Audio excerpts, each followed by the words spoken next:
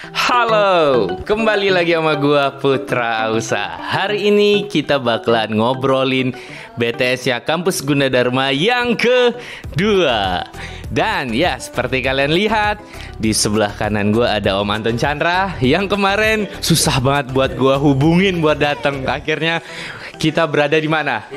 Di rumahnya Om Anton Chandra. Kita samperin sob. Saking padatnya jadwal ya kan. Saking susahnya terbang kemarin dari Jayapura Om ya. Iya, habis keliling 12 kota buat ada kegiatan abdi ya. Nah, akhirnya bukan kita culik, kita yang nyamperin ke rumah ya. Biar vlog ini tayang. Nah, kita bakalan bahas di BTS Gunadarma Part 2 ini itu lebih dalam lagi karena banyak hal penting sebenarnya tentang syuting itu tidak hanya sebuah ngambil gambar, ngatur exposure, ngatur komposisi, mendirect, tidak hanya itu sob. Banyak hal yang lebih sulit lagi sebenarnya, apa itu? Mengontrol segitu banyaknya manusia dan juga yang gue janjikan take part keduanya yang akan gue bongkar bagaimana gue ngebuat one take tapi autofokusnya itu manual. Udah gak sabar? Kita langsung aja ke BTS-nya.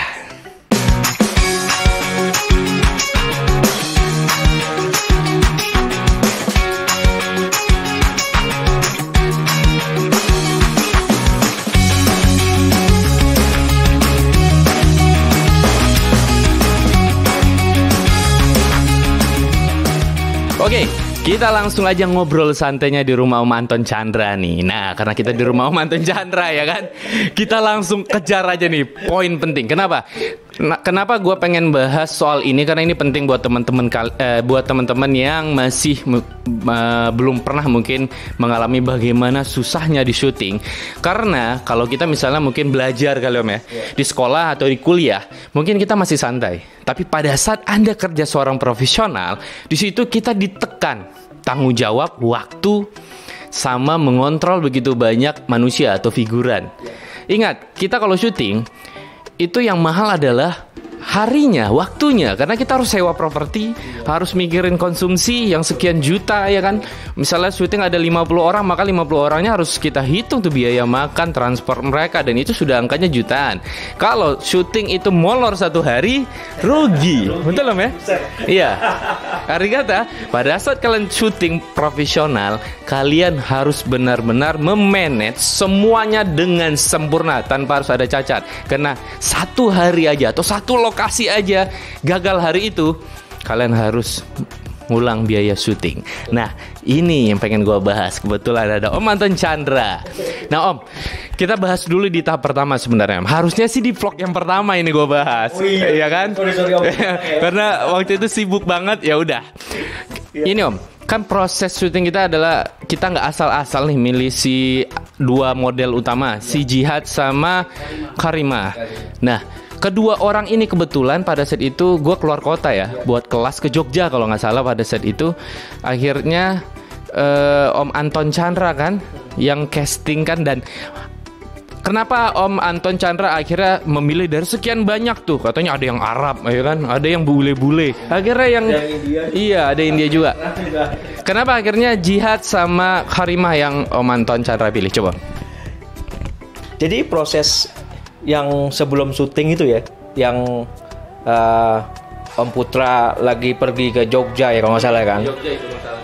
Itu saya dan teman-teman di Gunadarma itu memilih gitu dengan adanya casting Om. Berapa orang Om? Ada sekitar 30 orang ya? 30 orang, tapi karena waktu itu PSBB ya, Jakarta menetapkan PSBB, akhirnya kan nggak bisa kontak kan, nggak bisa kumpul. Akhirnya diadakan casting Zoom. Oh, lewat Zoom. Lewat Zoom. Jadi 30 orang itu lewat Zoom dulu, terus kemarin kan casting dan lain-lain. Nah, akhirnya dari casting itu terpilihlah ada 5 sih sebenarnya Om. Oh, ada 5 dulu nih. Ada 5. Selisih dari 30 jadi 5 gitu. Jadi 5 gitu kan. Dari 5 ini 2 yang diambil utama. 2 yang diambil utama, terus yang 3 dan selebihnya kalau kurang-kurang lagi kita ambil lagi gitu. Karena kan di situ kan memang 2 ya. Sesuai dengan Om sesuai dengan konsep Om Putra, cewek cowok ini yang menerangkan Gunadarma, tapi ada beberapa tokoh yang memang kita tampilkan gitu. Jadi sebelum dua orang itu muncul, ada tokoh-tokoh yang memang good looking lah ya, cewek cowok itu gue pilih juga tuh, gue pilih. Yang India itu ya? Ada yang India, terus yang lain-lain lah. Karena apa? Karena berpikir kalau udah di sana ya, kalau udah di sana tuh kita udah tahu gitu. Oh ini nih yang gue tempatin gitu. Jadi dari 30 orang itu casting dulu, 2 yang terpilih. Ada beberapa orang yang memang membantu talent ya. Kalau ini kan talent utama kan. Nah itu talent bukan figuran nih, talent apa ya sih namanya? Yang memang muncul lah. Memang muncul di sebagai tokoh yang diperlukan gitu. Jadi bukan sekedar lewat. Ya kayak India ya. Yang di lift itu. Yang di lift itu penting. Yang di komputer. Nah kayak tetap gitu. cari yang good looking ya. Betul. Nah jadi setelah itu kan Om Putra kita buat treki kan. Iya. Buat treki gitu. Dan itu kebetulan gue nggak ikut juga tuh. Iya. Nah itulah apa saling mengisi tuh kayak gitu. Jadwal kita ya. Jadi syuting Gundar ini jujurnya dengan waktu yang sangat mepet karena Gundar juga datang dadakan Om. Nggak dadakan sih, 1 bulan. Cuman dalam situasi ya selain COVID, Om Anton Chandra juga ternyata punya kegiatan sibukan yang lain dan gue juga punya beberapa kegiatan yang sibuk lain. Pada saat itu kesibukan gue adalah kelas basic videografi yang gue buat. Nah ini Om, enaknya di syuting ini ya, enaknya di syuting ini jadi kita itu sama klien itu nggak kaku. Jadi mereka bebas mengatur waktu kita, ya kan? Iya betul. Itulah yang jadi apa? Kita bisa berkreasi ya, semaksimal mungkin, gitu. Ya karena gue juga thanks to juga sih buat Om Akbar, Mbak Asti. Mereka orang dari sebenarnya pihak klien hitungannya, tapi mereka seperti teman loh, beneran. Sumpah gue salut banget sama mereka berdua bahwa mereka sama sekali nggak rewel. Ini gue nemuin klien tuh yang nggak rewel sama sekali itu. Iya. Pokoknya intinya gini aja kalau Om Akbar itu sama Mbak Asti bahwa kita serahin sama kalian, udah kita percaya sama kalian, udah. Pokoknya gitu aja. Karena gini ceritanya. Gundar itu ingin waktu itu ya, waktu pertama kali ketemu itu pengen berbeda gitu. Terus gue bilang kalau berbeda ya udah, lu tahu nggak Putra Ausa, gue gitu kan. Akhirnya dilihat tuh sama Om Akbar. Ya udah Om, kita ketemu. Akhirnya kita ketemu kan. Pertemu kan. Ini apa yang dibilang? Ya udah. Apa yang Om Putra mau ya udah bikin aja. Itu tuh yang enak tuh kayak gitu. Iya, bukan dari mereka gitu kan. Kalau dari mereka mungkin kita menerjemahkannya nggak sesuai dengan kita kan. Susah nih kan. Tapi mereka akhirnya udah terserah karena memang mereka mau videonya itu berbeda dari apa yang selama ini mereka buat kayak gitu. Ya, memang benar. Jadi tadinya malah sebenarnya pengennya kayak iklan biasa aja. Begitu gue ajuin, gue punya konsep nih gitu. Waktu kita meeting ya bertiga itu bilang kita berempat, kita bilang gue punya konsep bagaimana kalau kita buat remaja, karena target kita adalah anak SMA yang lulus yang mau masuk ke kampus. Arti kata jiwa mereka masih muda. Kalau kita kasih iklan-iklan yang membosankan, anak muda sekarang nggak mau nonton. Dan itu diaminkan sama Gundar gitu. Oke, ya itu poin yang salah satu yang paling enaknya di lokasi pada saat itu adalah klien kita benar-benar nggak ribet sama sekali. Nah, Om, selain itu, setelah pas hari eksekusi nih, pada saat kita syuting, itu kan nggak gampang nih Om. Mungkin teman-teman butuh informasi dengan pengalaman Om Anton yang mengatur. Kemarin itu 30 lebih orang, gue ingat figuran kita pakai. Tadinya mau lebih, tapi karena akibat COVID kita nggak bisa terlalu banyak. Ada kejadian seperti kayak di ini auditorium. Auditoriumnya gede, 30 orang tuh jadi kecil. Gue bingung. Gue waktu ngedirect gue bilang, ini nggak bisa nih. Gue bilangin, gue butuh banyak, lebih dari 50 untuk memenuhkan auditorium ini. Terus dan Om Anton Chandra tuh punya ide cerdik sebenarnya, sehingga terkesan banyak padahal sedikit. Nah itu coba diceritakan apa aja pada one take, pada auditorium itu kan banyak tuh kejadian-kejadian yang susah sekali kita mengatur. Ada apalagi one take tuh ada 5 lokasi. Bagaimana Om mengatur segitu banyak orang? Karena gue waktu itu cuman tugas gue adalah ngedirect. Jadi gue begitu ngedirect gue fokus sama ngedirect sama ngambil kamera. Nah bagaimana mengatur sekian banyaknya manusia tadi itu semuanya 100% Om Anton. Coba di-share Om ke teman-teman. Ya itu kan tugas gue sebagai asisten director kan.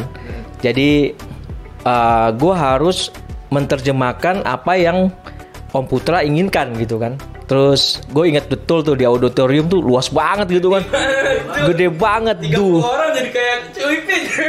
Karena dulu konsepnya itu harus diisi 100 orang kan. Iya. Gitu. Tapi karena Covid nggak memungkinkan, takut dibubarin dan lain-lain, akhirnya 30 orang. Ya tapi ya alhamdulillah dengan pengalaman gue dari 2003 ikut Arswendo Atmawiloto ya kan di film, iya di sinetron, di film layar lebar, terus dokumenter juga dan lain-lain. Gue pikir ya ini pengalaman gue harus gue harus di sulap ini ya. Jadi kayak bukan memanja. Betul. Kayak segi 4 tapi gitu ya. 30 jadi tadi. auditorium itu dengan 30 orang tetap kan gue diskusikan sama lu kan. Iya deh, kemarin tuh. Supaya gimana angle lu kayak gimana gitu kan. Nah dari situ gue baru bisa mengejawantakan gitu kan. Gue barisin satu persatu tapi agak jarak gitu kan, agak jarak. Karena gue tahu angle lu itu adalah di tengah-tengah kayak gitu. Nah terus gue pikir ya udah agak jarak gitu, terus sampai ke belakang. Permasalahannya waktu itu adalah dari talentnya kan. Iya. Ingat gak? Oh iya. Di casting bagus. Dia bagus banget gitu loh. Tapi pas di lokasi nervous. Ya, Jihad itu nervous banget. Dia tuh nervous, ya kan? Sampai lu berkali-kali lu harus begini, nekan gitu kan. Gue yakin, ya kan? Gue bilang, waduh, ini anak nggak bisa diteken, ya kan? Akhirnya gue samperin, gue suruh tarik nafas, ya kan? Akhirnya di situ 5 menit lah gue ajarin ilmu teater, tarik napas, buang napas, tarik napas, buat konsentrasi, sama loncat-loncat dikit gitu kan, kayak orang gila lah gitu kan. Nah itu gue inget, oh ini harus pendekatannya harus orang nervous itu pendekatannya bukan dengan menekan dia, karena kalau menekan dia supaya bisa seperti yang kita contohin nggak akan bisa gitu. Karena dia udah nervous. Nonton 30 orang aja nervous. Jangan 30 orang gitu kan. Karena gue suruh tarik napas yang lain udah selesai. Udah. Ternyata kan akhirnya ya alhamdulillah kan. Bisa ya. Lu direct langsung ini. Nah, itulah tugas seorang asisten director, bagaimana supaya direkturnya nggak pusing gitu aja sih. Jadi kita punya tugas masing-masing gitu loh. Sip. Ya, itu sebenarnya yang apa lagi? Wah, apa lagi? Gue masukkan di frame itu kan. Jadi model. Tahu kenapa alasan ini masih di model? Karena yang lain semuanya pakai baju terlalu ini. Jadi kita pengen konsepnya ada satu orang tuh memang masyarakat umum. Nah, Om Anton Chandra kebetulan pakai baju bebas. Ya udah gitu Mas. Jadi model. Nah, itu dia. Sebenarnya kenapa gue niatkan banget harus ketemu Om Anton Chandra. Ini yang harus gue share sama kalian. Jadi bahwa tidak hanya sekedar ngambil gambar, memikirkan direct. Tidak proses, kalau kalian cuma buat karya pribadi, itu bisa kalian lakukan itu. Tapi kalau kalian mengerjakan suatu project, padahal kita hanya 4 orang ya. Saya, Om Anton Chandra, Asep, sama Ical. Kita hanya berempat. Nah, 4 orang ini harus merangkap sebenarnya. Ibaratnya gue sebagai director juga kameramen juga sebagai editor juga gitu kan. Itu merangkap. Asep juga di lokasi ngebantuin lighting, ngebantuin sound, ngedrone. Om Anton handle-nya banyak banget ya kan. Puluhan manusia tadi semuanya dia yang handle dan bantu gue juga bagaimana. Pada saat gue mau angle seperti ini. Nah, kira-kira figurannya ada di mana? Dan gue nggak mau tahu itu jujurnya. Yang di studio ya. Iya, itu semua Om Anton Chandra semua itu. Complicated banget ya. Bukan complicated sih. Gua harus menerjemahkan keinginannya director itu Dia nge-shoot dari studio, terus dari studio dia ke ruang kontrol, dari ruang kontrol dia ke ruang siaran, dari ruang siaran ke fotografi, ke ruang fotografi, selesai gitu kan. Dan gue melihat kalau hanya sekedar ada orang di situ, garing, nggak menarik gitu kan. Betul. Tapi bagaimana kita bisa membuat adegan yang memang diadeganin gitu loh. Ya nggak sih? Di ruang video ya. Itu iya. benar mereka. Betul. Tiba-tiba kayak ada siaran beneran kan? Kayak siaran langsung. Terus tiba-tiba gue berpikiran, ya mungkin karena pengalaman ya. Kenapa nggak ada tukang make up gitu kan? Ya nggak? Ya kan? Akhirnya gue inisiatif. Siapa nih yang ini gitu kan? Yuk jadi tukang make up gitu kan? Jadi tukang make up karena lagi pas siaran itu kan ada tukang make up, ada kameramen, ada segala macam, dan itu semua ya jangan sampai terlupakan gitu kan. Berusaha untuk real ya, mendekati real gitu ya. Iya, Dengan jumlah manusia segitu aja kita berusaha tetap mendekati real lah poinnya. Nah itu dia tadi bro. Semoga kalian paham nih bahwa begitu ternyata nggak segampang itu kalau mau syuting. Dan sebenarnya gokil sih om. Kita berempat tapi merangkap, ya nggak? Kalau selama om syuting beneran, misalnya kalau kita bilang buat sinetron, buat film, nggak mungkin 8 atau 9, bisa banyak, ya kan? Saya dulu 2004 sampai 2007 sama Arswendo itu saya kan dulu dari unit lapangan, unit keuangan sampai ke pimpinan produksi. Itu minimal untuk satu produksi 28 orang om. Iya, 28 orang. Sekarang kita berempat. Jangan berempat gitu kan. Dari PU sampai director ya. Itu gue ngurusin 28 kru. Belum lagi dengan talent artis dan lain-lain, figuran dan lain-lain, ratusan gitu loh. Makanya gue pikir dengan kerjasama ini, gue pikir pengalaman itulah yang diperlukan. Betul. Karena Om Anton berpengalaman di sana, makanya gue tuh kerjasama nyamannya dengan tim ini. Karena ini tim ibaratnya dengan hanya sedikit manusia, tapi kita bisa kerjakan project. Poinnya gitu ya. Kita bisa meminimalisir orang jumlah banyak, apalagi COVID begini, dengan jumlah sedikit tapi produksi tetap jalan. Nah, sekarang gue mau ke sisi dulu nih, sebelah kiri di Asep dari tadi kan. Kenapa dia posisi sebelah sini? Soalnya kalau bertiga numpuk kita ya kan. Nah, kalau kita kira spesial buat Asep khusus. Asep, coba jelaskan. Asep kan juga menghandle bantu lighting, bantu untuk sound juga gitu. Terus yang paling penting sih pengen jelasin tingkat apa hal yang Asep alami ini pada saat shoot drone gitu loh. Yang susahnya apa, atau ada mungkin yang info yang harus Asep kasih tahu ke teman-teman? Yang menurut saya paling susah sih pada saat buat hyperlapse itu om.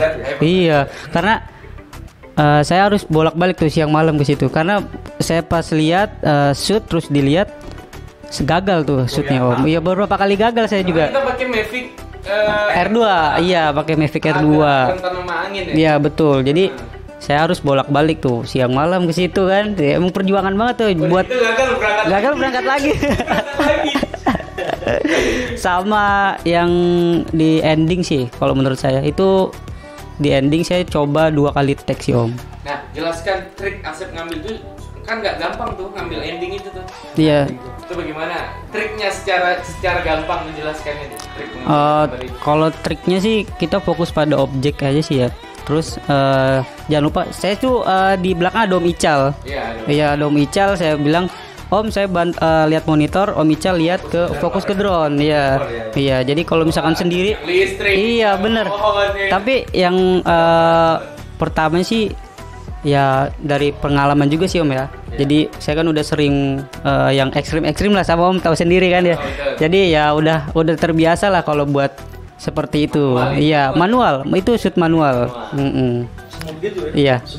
Ya, dan itu benar-benar aman dari speed ramping tanpa power stabilizer. Iya, benar. Pokoknya udah smooth banget itu. Ada lagi? Nggak? Udah itu aja Om kalau buat drone. Nah, nih dari sisi Om Asep, nah dari sisi gua yang gua janjikan sama kalian bahwa Om Putra bagaimana triknya mengambil kamera movement tapi dengan kondisi autofokusnya fokusnya dibuat manual, bukan auto. Jadi kasusnya sebenarnya begini. Kalau saya biasanya kalau nge-shoot itu kalau misalnya siang cerah, itu maka gue selalu pakai auto. Itulah alasan gue pakai kamera Sony, karena autonya itu tidak sampai 1 detik pasti ngelock. Itulah Sony. Tapi masalahnya pada saat itu lokasinya low light-nya parah, Pak. Gue bawa lampu cuma 1, ya kan? Nah, satunya itu diutamakan kepada si artis utamanya, ya kan?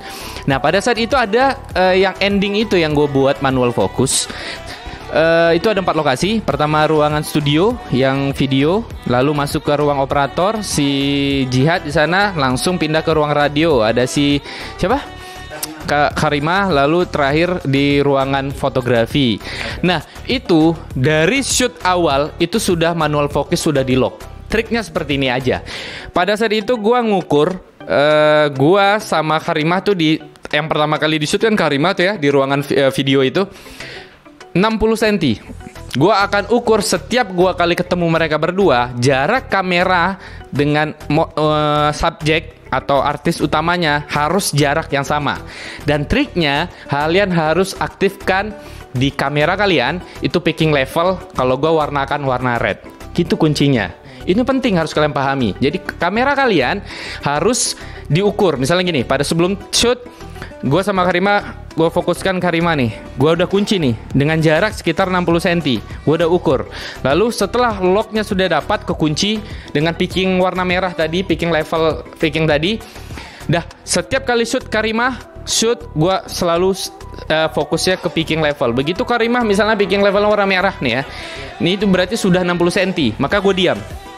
Lalu gue movement lagi kan ketemu lagi sama si Jihad di ruang operator. Gua usahakan kamera itu jaraknya sama 60 cm, dengan syarat ya kelihatan mukanya si Jihad akan jadi banyak picking level warna merah. Begitu saja terus triknya.